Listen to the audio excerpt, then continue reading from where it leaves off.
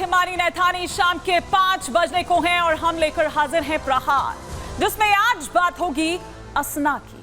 चक्रवाती तूफान असना, जिसे लेकर आईएमडी ने अलर्ट जारी किया है। 48 साल के बाद अरब सागर में अगस्त के महीने में ऐसा चक्रवात बन रहा है। मौसम विभाग का कहना है कि गुजरात के करीब अरब सागर में यह तूफान 12 घंटे में देखने को मिल सकता है। हालांकि ये वक्त लगातार कम भी हो रहा है। अगर ये बदलता है तट से टकराकर, तो फिर ये मुड़ सकता है पाकिस्तान के कराची की ओर। ये देखना होगा। और तूफान का सबसे ज्यादा असर गुजरात के कच्छ में नजर आएगा। यहाँ 65 से 75 किलोमीटर प्रति घंटे की रफ्तार से हवा चलेगी। तो क्या गुजरात के सौराष्ट्र और कच्छ में तबाही मचाने वाला है अरब सागर में उठा चक्रवात असना? क्या स्थिति होगी उस वक्त? इसे लेकर राजकोट, जामनगर, पोरबंदर, जूनागढ़, द्वारका में भारी बारिश का अलर्ट है। इसके साथ ही बात होगी शहर शहर बेटियों के कितने गुनहगार आखिर हैं। और इस बार यह शहर है गाजियाबाद। यहां नाबालिग से घर में घुसकर दुष्कर्म किया जाता है। इस घटना के बाद गुस्साए लोगों ने हंगामा किया, तोड़फोड़ की, आगजनी कर डाली। घटना पर हिंदू संगठनों में भी आक्रोश है। उन लोगों ने भी विरोध जताया है। क्या है ये खबर, आपको बताएंगे। इसके अलावा बात होगी उत्तर प्रदेश के प्रयागराज की, जहां मदरसे में तालीम की आड़ में चल रहा था एक बड़ा खेल। मदरसे को तालीम का केंद्र माना जाता है और जिस मदरसे में तालीम दी जानी थी, वहां नकली नोटों की छपाई हो रही थी। मदरसे के उस्ताद हों या मौलवी, सभी ने मिलकर नकली नोटों का छपाई खाना खोला हुआ था और इन्हें बाजार में खपाना होता था।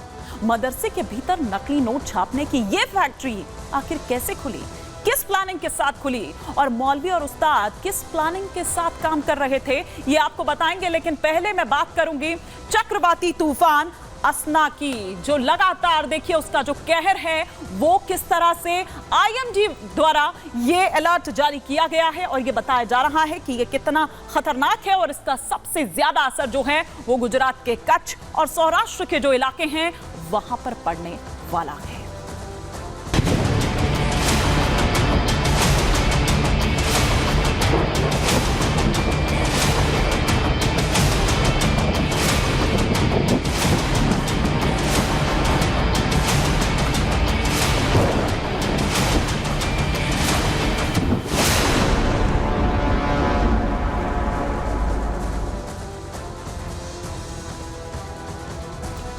क्या बाढ़ बारिश के बाद अब गुजरात पर एक और कहर है जो बरपने वाला है और ये जो कहर है ये है असना।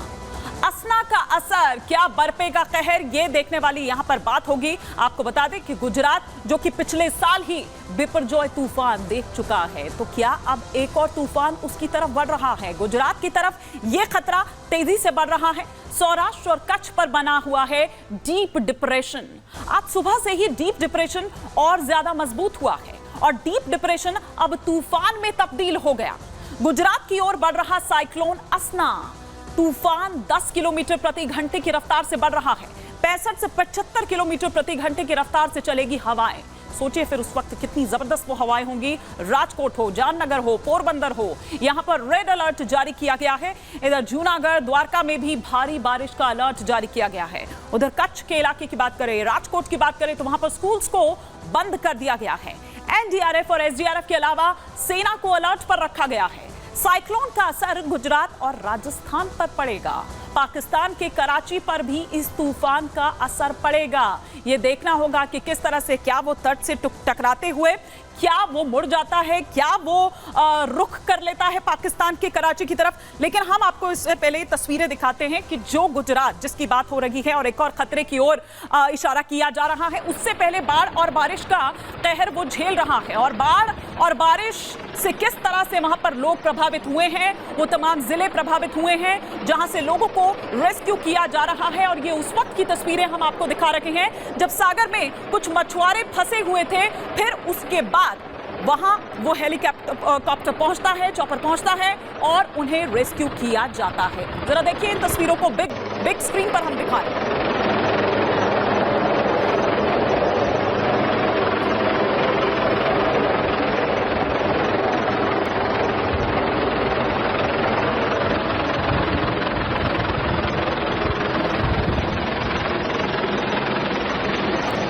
हेलीकॉप्टर से रेस्क्यू किया गया, जब उन मछुआरों को, तब की ये तस्वीर इस वक्त हम आपको दिखा रहे हैं, एक एक कर किस तरह से उन्हें वहां से इवैक्यूएट किया जाता है। ये तस्वीर देखिए हम आपको दिखा रहे हैं यहाँ पर कि किस तरह से जब उनको निकाला जाता है बाहर सुरक्षित। ये उस वक्त की तस्वीरें हैं जब मछुआरों को सुरक्षित वहां से बाहर एक एक कर निकाला जाता है। तो ये अरब सागर जहां पर ये रेस्क्यू ऑपरेशन किया गया।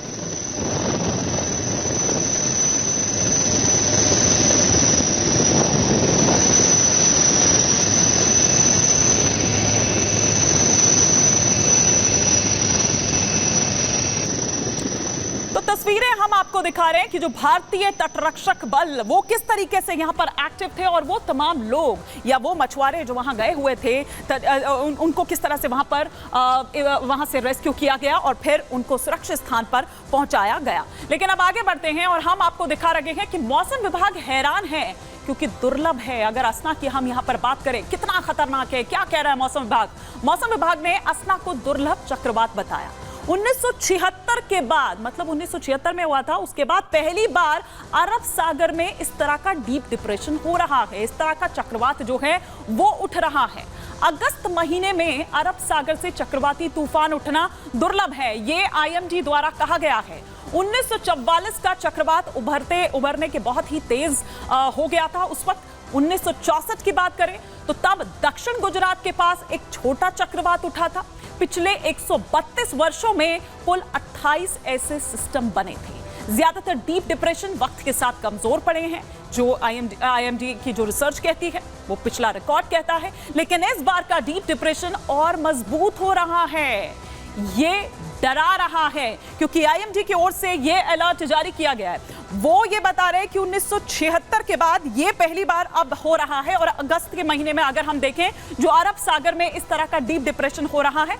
लेकिन असना से बचना ये अलर्ट किया जा रहा है लगातार। और गुजरात, जैसा कि हम यहां पर कह रहे हैं कि कच्छ और साथ ही साथ सौराष्ट्र, पहले कच्छ की हम यहां पर बात कर लेते हैं कि डीप डिप्रेशन से 6 जिले हैं जिनमें टेंशन देखी जा रही है। वो 6 जिले कौन कौन से हैं? देवभूमि द्वारका की अगर हम बात करें तो देवभूमि द्वारका उसमें आता है। जामनगर की अगर हम बात करें तो जामनगर भी इससे प्रभावित होगा। राजकोट की अगर बात करें तो इसलिए एहतियातन इन तमाम जिलों में वो जो स्टेप उठाए जाने चाहिए वो तमाम स्टेप एहतियातन उठा लिए गए हैं। पोरबंदर की बात करें, जूनागढ़ की बात करें, ये वो 6 जिले हैं जिनमें डीप डिप्रेशन का असर देखने को मिलेगा। और इस वजह से इन इलाकों में टेंशन है। जो कच्छ के वो इलाके हम यहां पर आपको दिखा रहे थे। और ये देखिए लगातार बरसात उससे पहले जारी है, बारिश से वैसे ही गुजरात में हाल बेहाल है। कई इलाकों में ये देखिए कितना जबरदस्त, कई फीट तक जो पानी है वो भरा हुआ है।